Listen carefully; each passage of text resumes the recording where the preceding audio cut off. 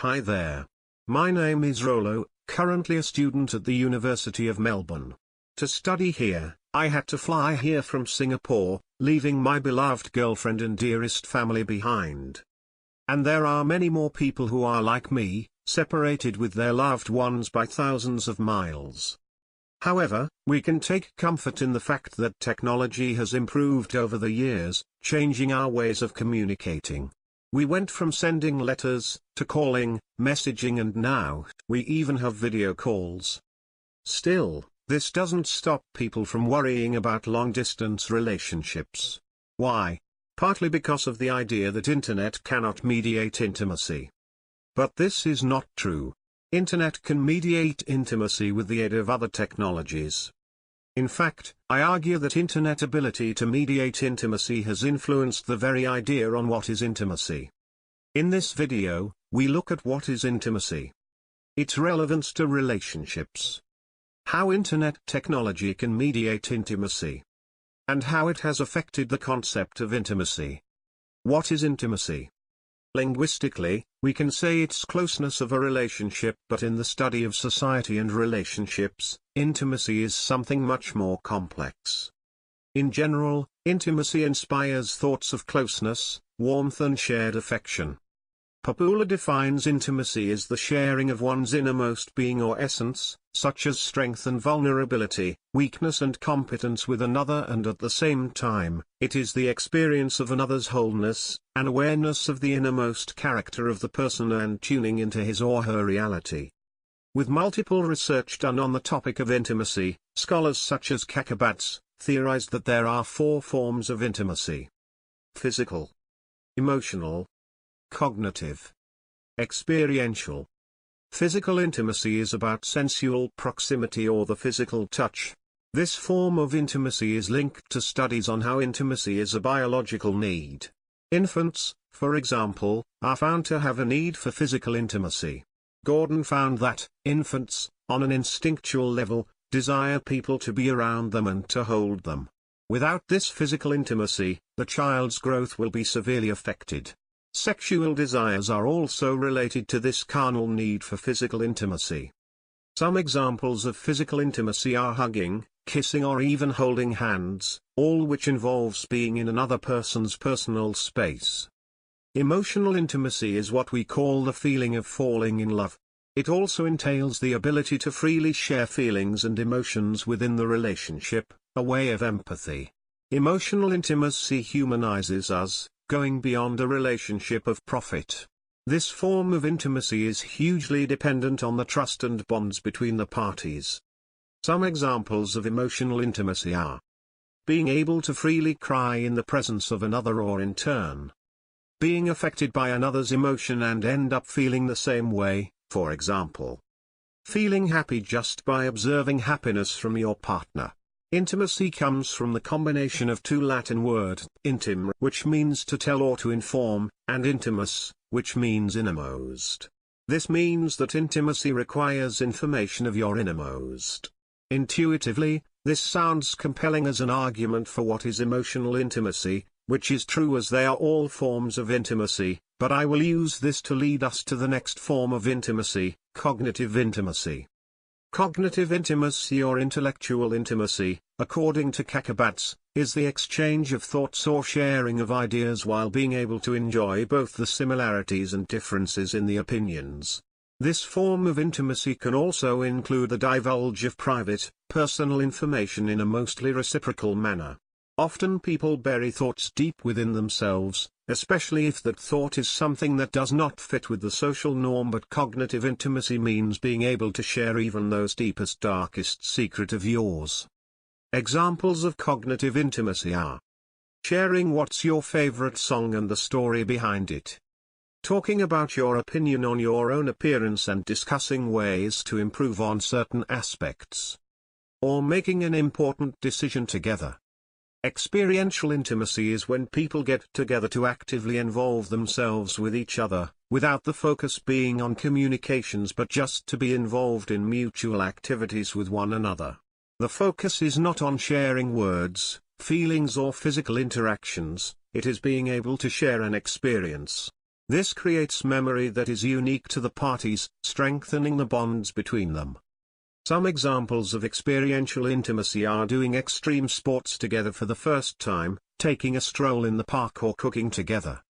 Looking at the different forms of intimacy, we can say that genuine intimacy in human relationships requires dialogue, transparency, vulnerability and reciprocity. But what kind of relationships are we talking about here? Intimacy in human relationships are observed in intimate relationships, a strong tie relationship.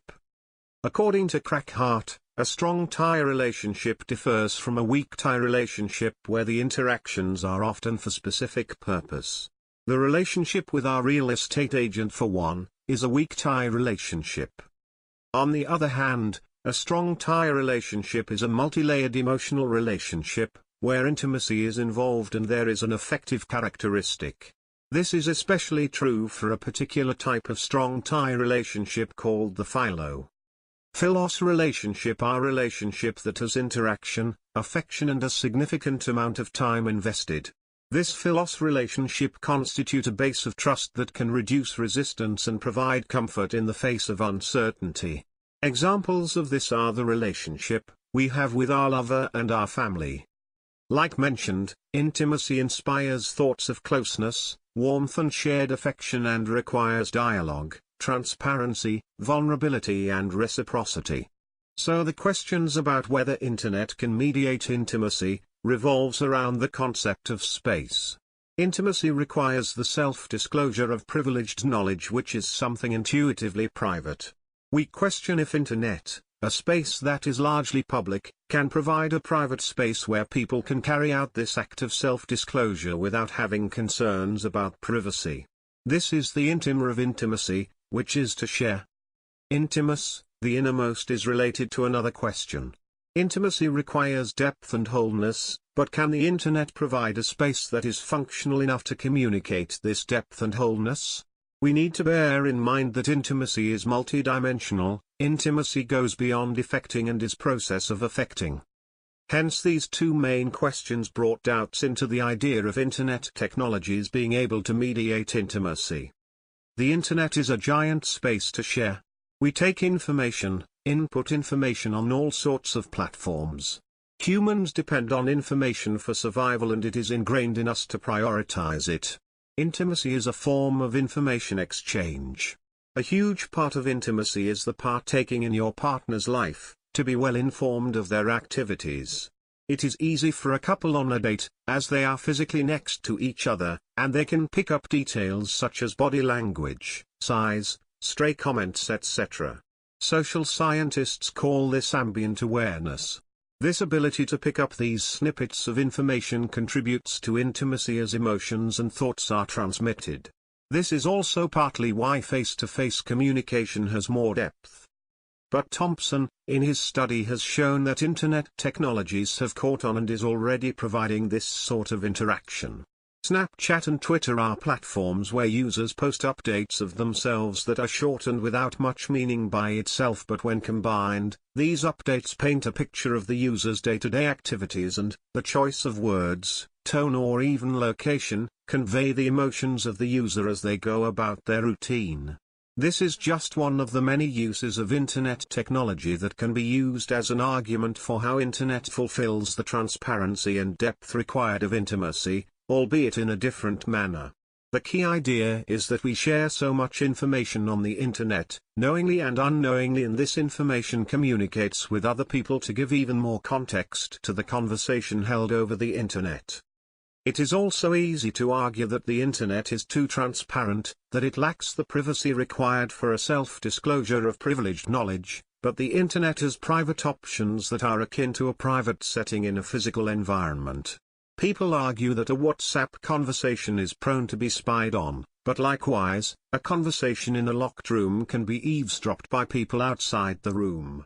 Hence, I argue that the Internet is not any less private than your own home, a place where intimacy is in abundance.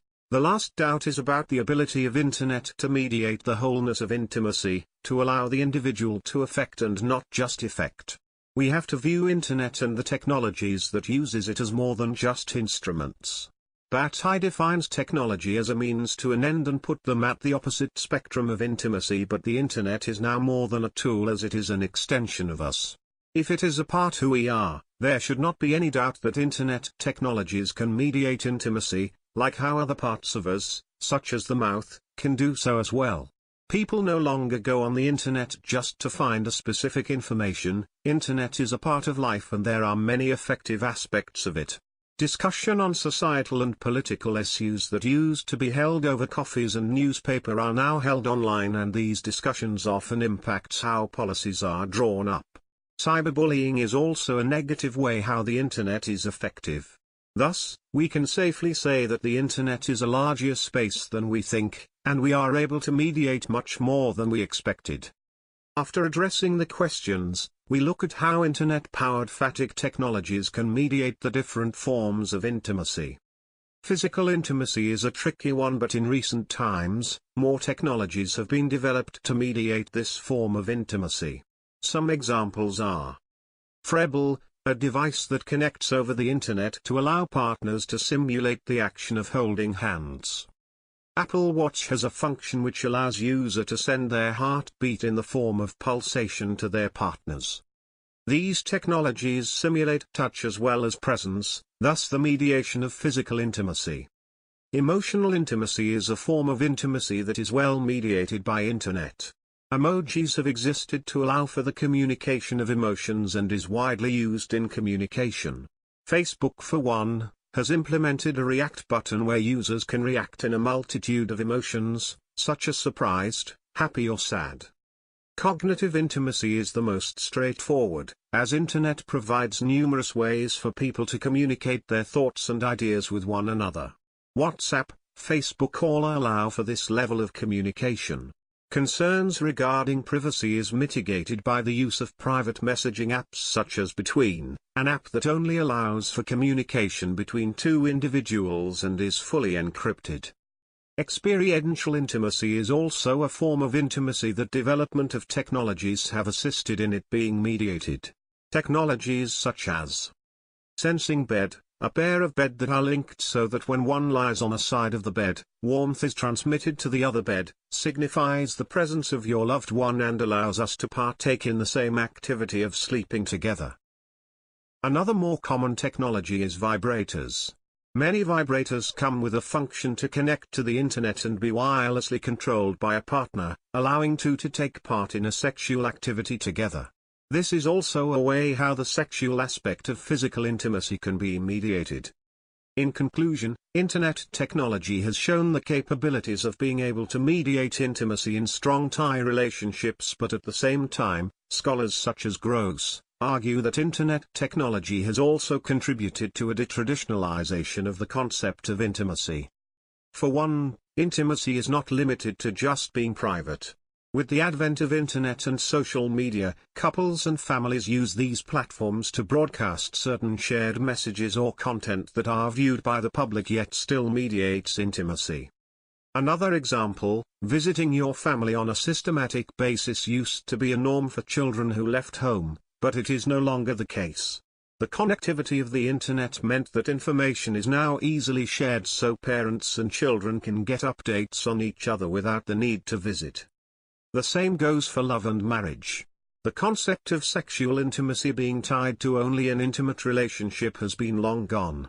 Sexual activities are now viewed as something more of a physical need than part of genuine intimacy. This could be due to how people are depending on internet technologies for communication. As there is a larger barrier to overcome in terms of mediating physical intimacy, hence, intuitively, people no longer associate physical intimacy as part of a traditional intimate relationship. But this should not be the case. Internet technologies should only serve as a means to complement the traditional mediation of intimacy and not be used with the aim of replacing them. As long as we keep this in mind, the internet, and the technologies linked to it, are excellent tools for people like me, who are physically separated from our love and family, to continue to experience intimacy. Thank you for watching. And these are the references used for the video.